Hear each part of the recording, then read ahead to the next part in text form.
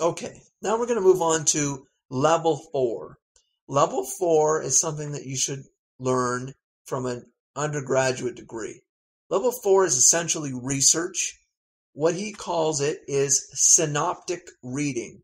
What that means is you're going to not read, your purposes are not reading a book.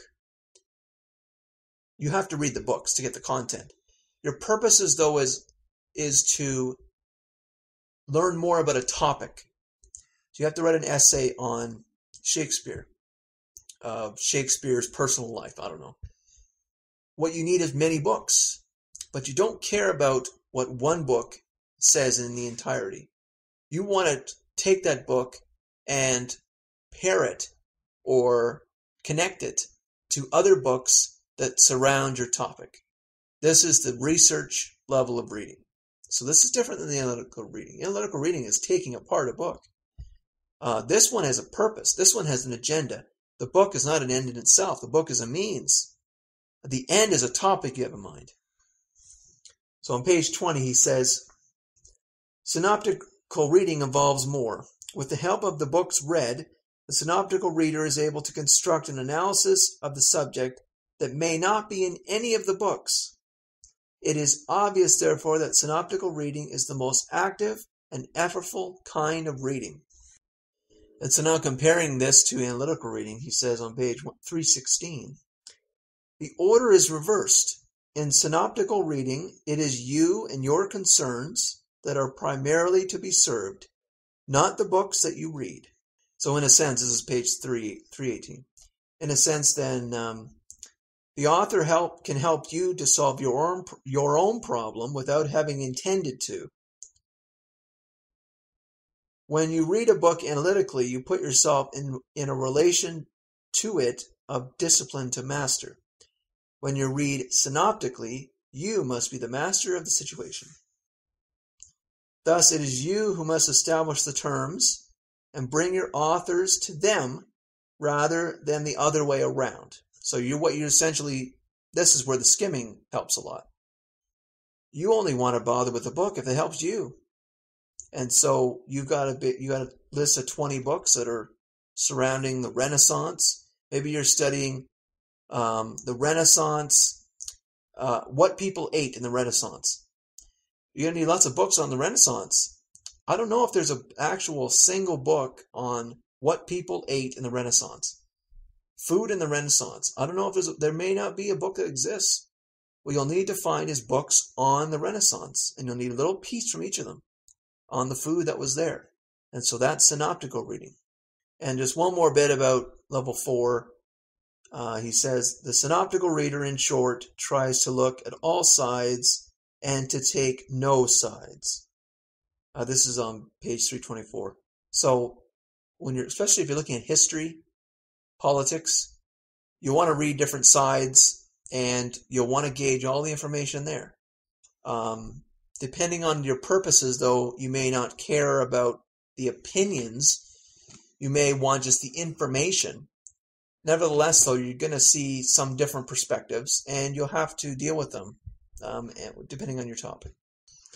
Okay, so now we're going to talk about specific tips for reading different kinds of books. So literature, plays, history, biographies, philosophy, theology, social sciences. I think that's it.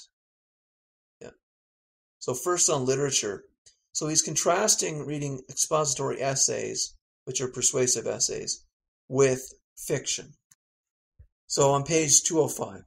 This is true of all books, but it is true in quite different ways for expository works and of poetry. The reader of the former should be like a bird of prey, constantly alert, always ready to pounce. The kind of activity that is appropriate in reading poetry and fiction is not the same. So expository works are persuasive essays, or nonfiction in general. It is a sort of passive action, if we may be allowed the expression, or better, active passion. We must act in such a way when reading a story that we let it act on us. We must allow it to move us. We must let it do whatever work it wants to do on us. We must somehow make ourselves open to it. So this is important for fiction. you're reading a book in high school, let's say it's George Orwell, 1984. Fantastic book. This is a science fiction book. There's stuff going on in the book that technology, I think we probably have all the Orwell's technology now. But anyways, you have to accept some of the landscape and circumstances of the book. So you're reading a book about an oppressive society. Let's say it's a racist society. Let's say you're reading To Kill a Mockingbird. You have to accept the story. You have to kind of float into the work. And you have to try to live there. I think actually there's a quote about that. Let me just keep going.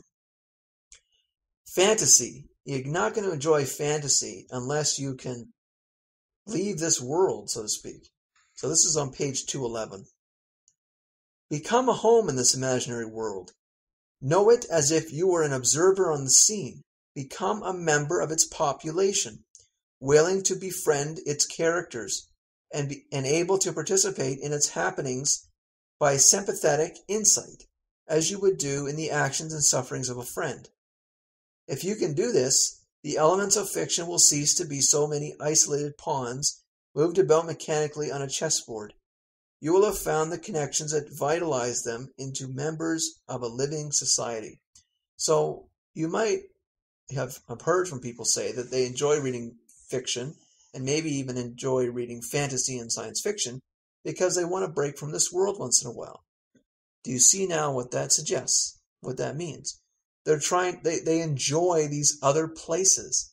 They like the characters. If they were real life people, they would like them. They would be friends with them.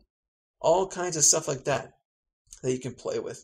I remember once in teaching a grade 7 class, I had the students think of a gift that they would give a character, and they all got to pick books that they wanted to read.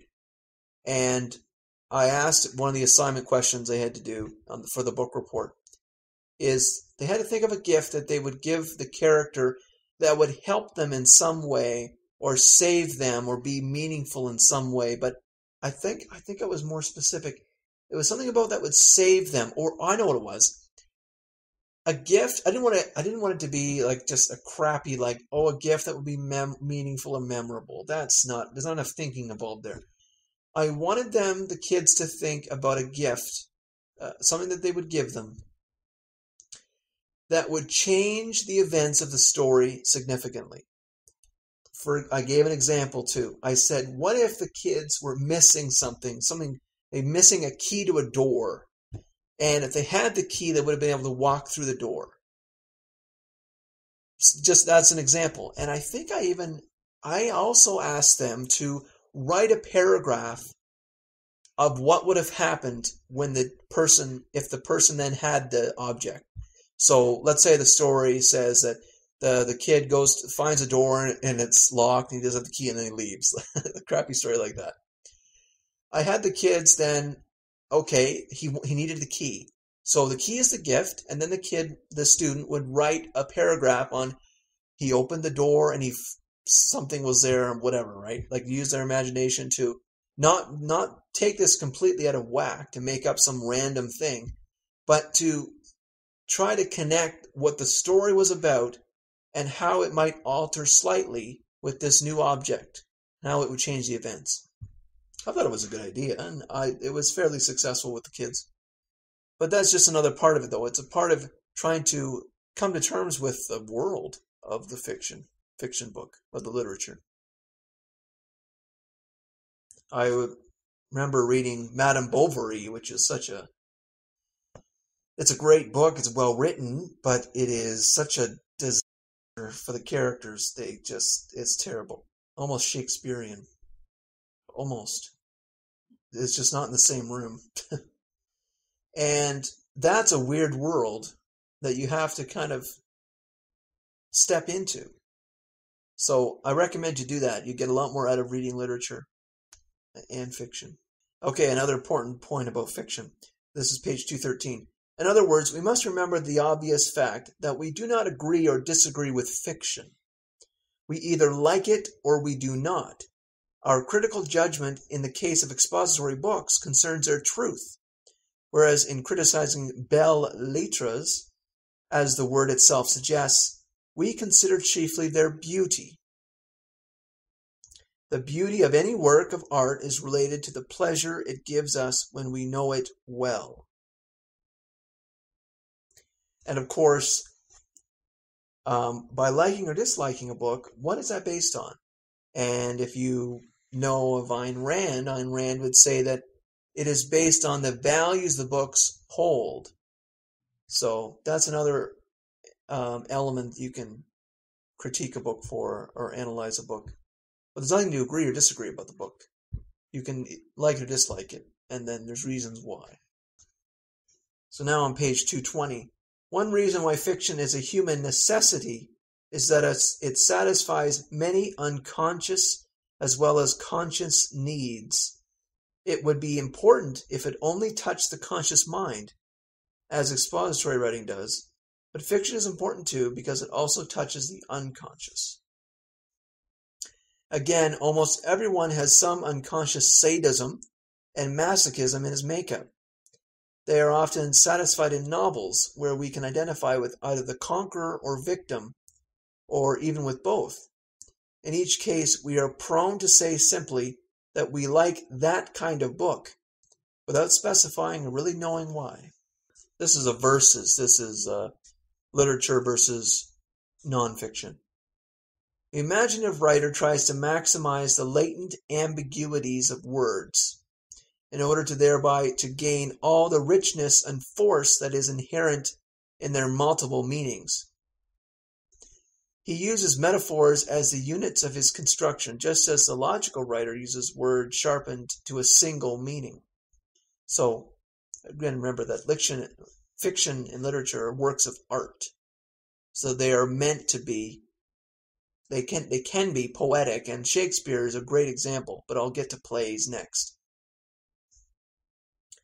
Now on to expository writing. For the verses quote, this is page 206. The logic of expository writing aims at an ideal of unambiguous explicitness. Nothing should be left between the lines.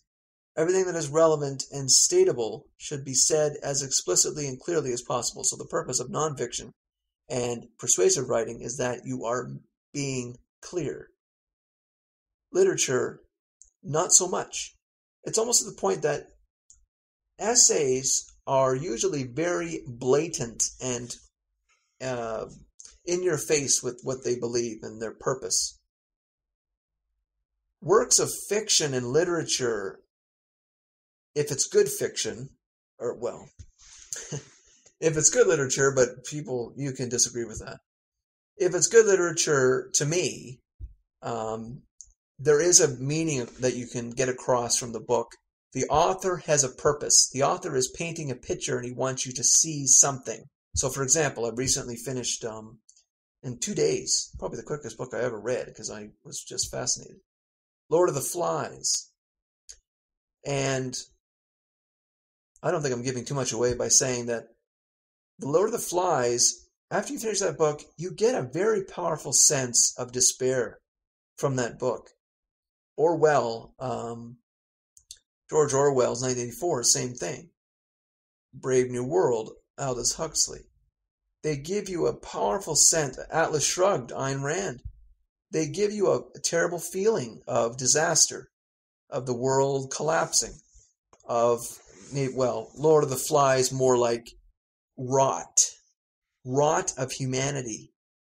That's their point. That's the purpose. The writer of literature is trying to, just like a painter makes a painting and you can sit back and look at it and try to get something out of it. The writer of fiction is trying to create a story that gives you a feeling.